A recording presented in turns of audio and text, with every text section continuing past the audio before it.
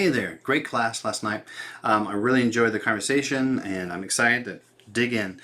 Thanks for being flexible with the whole Unrow 5 versus Unrow 4. We're going to go with Unrow 4.27. So 4.27, the last number might be a little bit different. Don't worry about that. As long as you look at the first three, you should be good to go.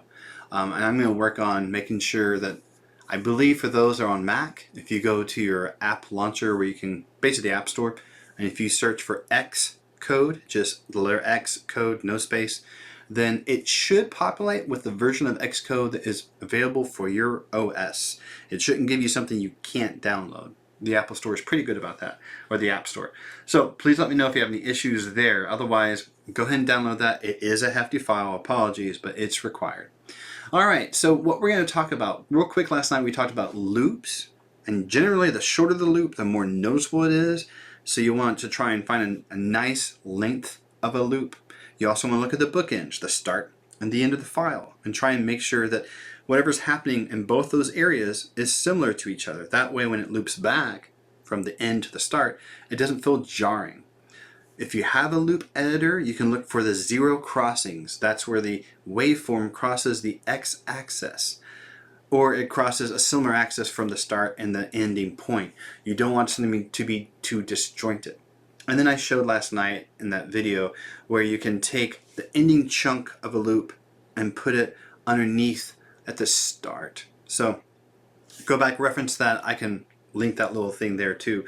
But loops, they're tricky, and you have to just look, and you have to be very careful also of pitch.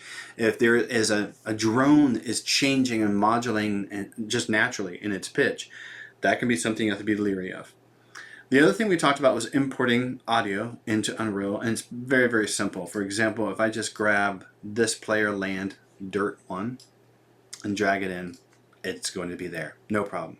If I right click on this and do edit right there, it's going to bring up the settings, and I can change the volume and pitch. I can make this go much higher and make this louder. I have a little bit of lag here, so apologies if it gets jittery, and I can play it. Cool. The only problem with this, the limitation is a sound wave is going to apply the same sound settings every single time, no matter what. So that can get kind of repetitive if you have this happening all the time. And this is where sound cues really come into play. So I'm going to grab the rest of those dirt sounds, excuse me, drag those in, and now I have 6. If I select all 6 of these and right click on one, I can do create multiple cues. What this will do is make a sound cue for each one. That's not what we want here. I can go up to create single cue, and it will automatically do a single cue for you. Yay, that's perfect. If I double click this, it already does a random for me. So if I push play, it's going to randomly pull each time from the 6 different options. Like that. Excuse me. One thing I didn't show you last night is you have this add input on the random node. If you click this, then you can actually change the math to where if this is not hooked up to anything, this is a empty insert or input, then it will play, quote unquote, but it doesn't play anything.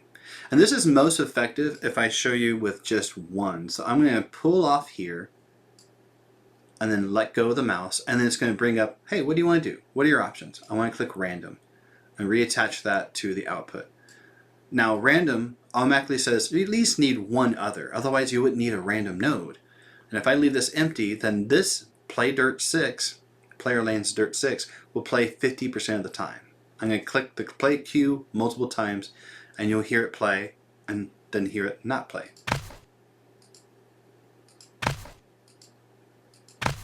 I did it 4 times, it played twice. I think you can hear my mouse click, so that's how it goes. And you can change the math. You can add more to where it's going to play 20% of the time, or even less. Unreal really hitched there. If you add too many of these and you want to change and delete some of these, you can just hover over them and you right click and just say, I want to delete you. Unfortunately, you cannot delete more than one at a time. So don't go hog wild with this, because you might have to spend a little bit of time doing it. Excuse me. So that is randomization. The other thing we talked about was modulation. If I click off of this and do MOD, I don't know why I'm coughing so much. Excuse me. I guess it's all the talking. If I collect this modulator, connect it, excuse me, then this way I have pitch min and max, pitch volume min and max. I can go through and change this, and so it's going to do a different little bit of randomization for each pitch and each volume every single call. What's nice is if I hook up 3 of these and they're going through this random node and then they're going through the modulator to the output, then not only do you have 3 options you're pulling from, but they're going to sound slightly different every single time, depending on your settings over here. You can make these really extreme. So I push play again, and push play again. Now this modulator, let's say I make this really extreme, like 0.1 and, I don't know, 6. That is a huge range for your volume. So some of these are going to be very, very soft, some are going to be quite loud. A little bit louder. Loud.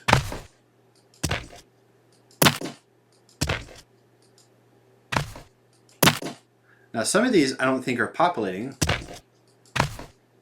They're so quiet. And also you can do the same thing with the pitch. You can make this 0.01 super low and 7. Why not? Oop. By the way, to see your settings for the nodes, you have to have them highlight like that. If you click away, it's just going to show you the generic output settings of the sound cue.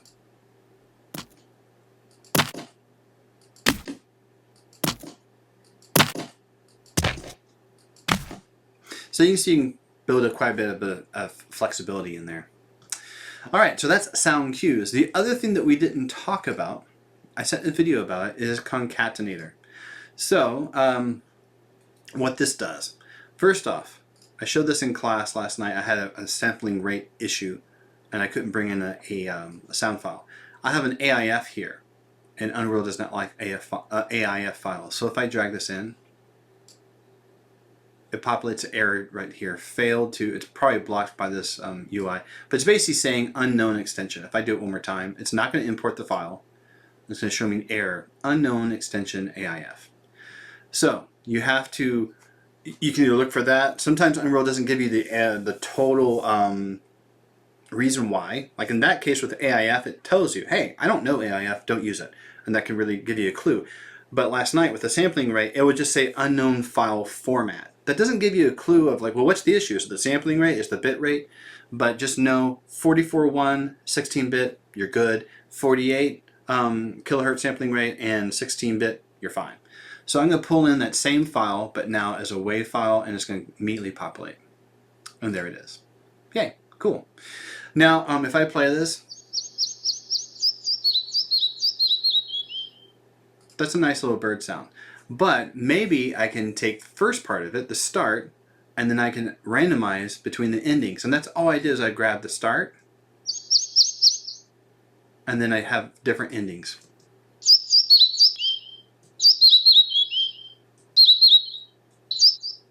All right, so if I grab all of these and this one, drag them in, I'm going to right click on them with all of them highlighted and say create single cue. Now the one thing is, it's automatically going to say, oh, you want to randomize these, right? No, I don't. Thanks, Unreal, but you're incorrect. So go ahead and delete that. Also, it goes alphabetical, so ends are here, starts here. That's not really the way we want to flow here. So I'm going to do this. Now, I have one start, but I have 4 ends. So what I want to do first is I want to do, with those all 4 highlighted, or I want to right click and do random. It automatically connects them for me, saves me a little bit of time, which is great. And then from this, I want to do a little bit of modulator.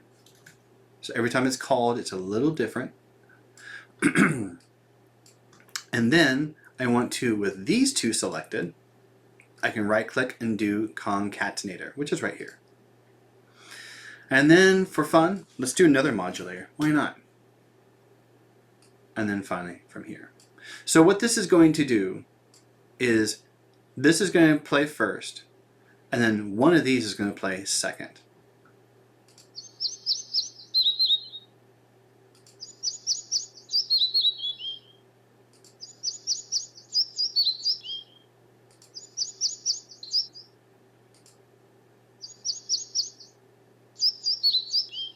And we can do the same thing we did before. If I add like one of these nodes, or maybe two. So we have 4 that will play, we have 2 that won't. So sometimes it'll just be the start. Like that. And sometimes it'll be the start and the ending part. So there's a lot of power you can do with this. That's the concatenator. It's going to take a chunk from here. It's going to play a chunk from here. You can do more than 2 chunks. You can do 3 if you wanted to. And just to show you how that would be, I'm going to select both of those and do Command Copy.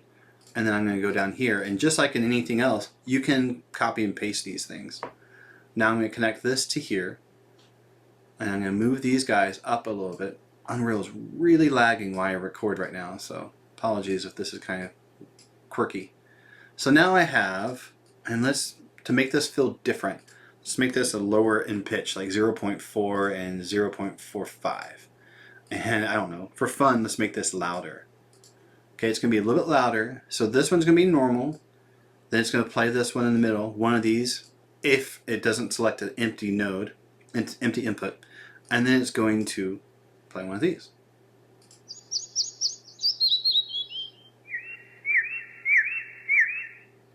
And you'll notice as you listen, since I lowered the pitch of this thing, is Unreal does the whole record player trick for pitch change. Speed up or slow down, which you can use as a cool sound design technique, but you have to be very careful when it's something like an animation. You have to work with time. If you change the pitch too much, it can speed up and make your sound finish before your animation, or the inverse, make it last much longer than your animation. So you might have to do that actually in a post-process situation like with Twisted Wave, Sound Forge, Audacity, your DAW. You might have to pitch it there so then you don't change the speed of it in Engine.